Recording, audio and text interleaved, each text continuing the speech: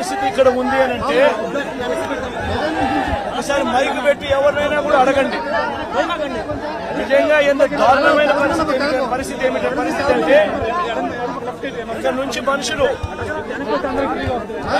వస్తా ఉన్నారు. ఇళ్లలో నుంచి దాదాపుగా 2 రోజుల పాటు కనీసం తిండి కూడా లేని పరిస్థితుల నుంచి నడుచుకుంటూ వాళ్ళంతా కూడా బయటకు వస్తా ఉన్నారు. ఓట్లు ఏమైనా ఏంటంటే చాలని ఓట్లు, ఆ ఓట్లు కూడా ఎక్కించుకునే పరిస్థితులు, సందుల్లోకి బొందుల్లోకి పోని పరిస్థితి. ఓట్లలో వచ్చే వాళ్ళ సంఖ్య ఎంతమంది ఉన్నారు, నడుచుకుంటూ వచ్చే వాళ్ళ సంఖ్య ఎంతమంది ఉన్నారు ఒక్కసారి గమనించండి. ఈ లోతు దాకా నీళ్లుండి నడుచుకొని వస్తా ఉన్నారు. వచ్చిన వాళ్ళు కనీసము ఇక్కడికి వచ్చిన తర్వాత ఎక్కడికి పోవాలన్నా కూడా తెలియదు. ఇక్కడికి వచ్చిన వాళ్ళకు కనీసం రిలీఫ్ క్యాంపులు కూడా లేవు.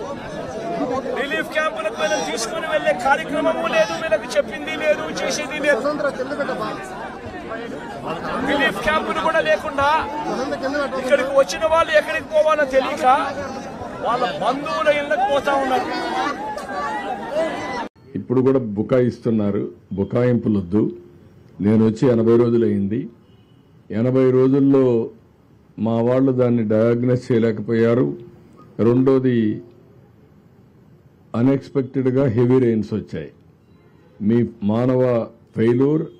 రెండో పక్కన ఇది ఇప్పుడు మాట్లాడుతున్నారు ఏదో మా మీద నెడుతుందని. ఎవరి మీద నెట్టక్కర్లా. మీరు చేసినటువంటి నిర్వాహకం ఈరోజు రాష్ట్రాన్ని వెంటాడుతూ ఉంది.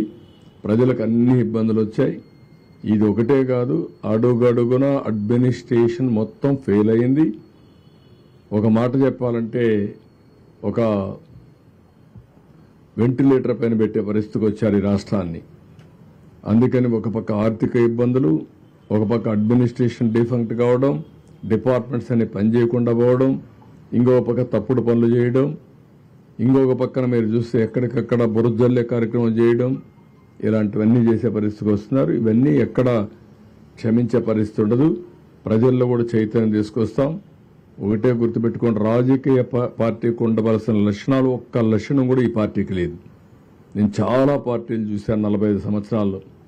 ఏ పార్టీ ఇలాంటి పార్టీ ఉండదు. ఒక రౌడీలను పెట్టుకొని, గూండాలను పెట్టుకొని రాజకీయ పార్టీ నడపాలి, నేరాలు ఘోరాలు చేయాలంటే కుదరదు. ఆ విషయం గుర్తుపెట్టుకోండి. నేను నిన్న ఈరోజు ఎప్పుడు చూస్తున్నాను, ఇంకా బుకాయిస్తున్నారు. బుకాయింపులు మానండి, వాస్తవాలకు రండి. Thank you.